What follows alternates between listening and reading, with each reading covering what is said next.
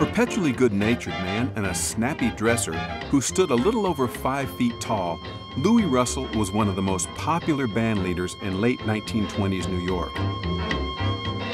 Russell knew how to hold a band together, had a good ear for arranging, and the vision for a highly individual band style.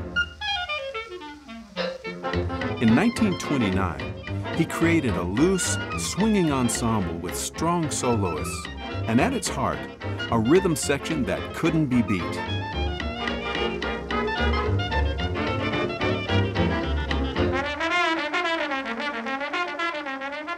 He went after New Orleans' Pops Foster to play string bass.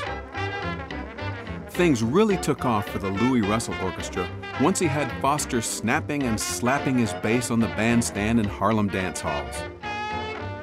We played the Savoy Ballroom, then we went to Roseland and took Fletcher Henderson's job away from him. We were really romping. Man, really bouncing.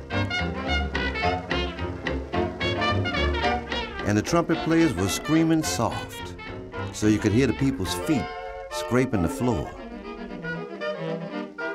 We worked 7 days a week and loved it.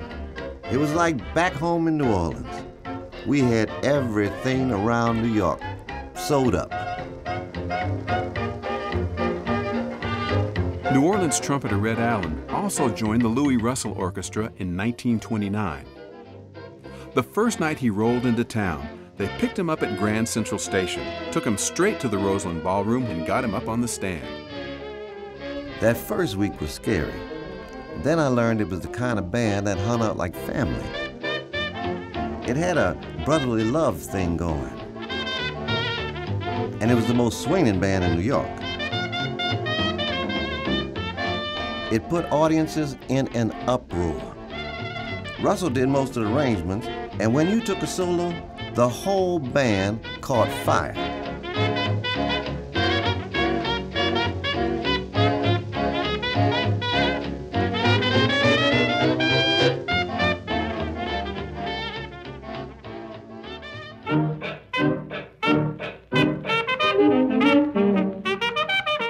After a summer tour through the South with Louis Armstrong in the late 20s, the Louis Russell Orchestra was hand-picked to back Armstrong on his rise to stardom.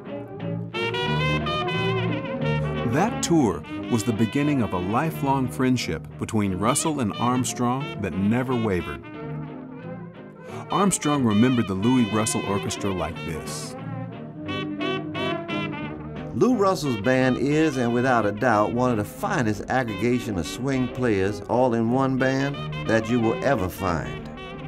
When I was swinging my trumpet out in front of them, I always knew that however far I'd swing away from the music, wherever my trumpet carried them, they would be right there, following close, hot and sure of their rhythm, and never losing their way for 1 second.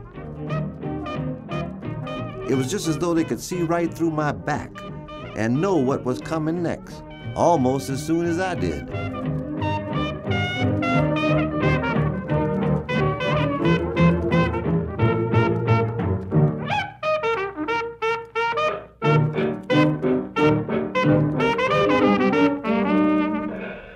I was very proud and happy to have played in that band every night.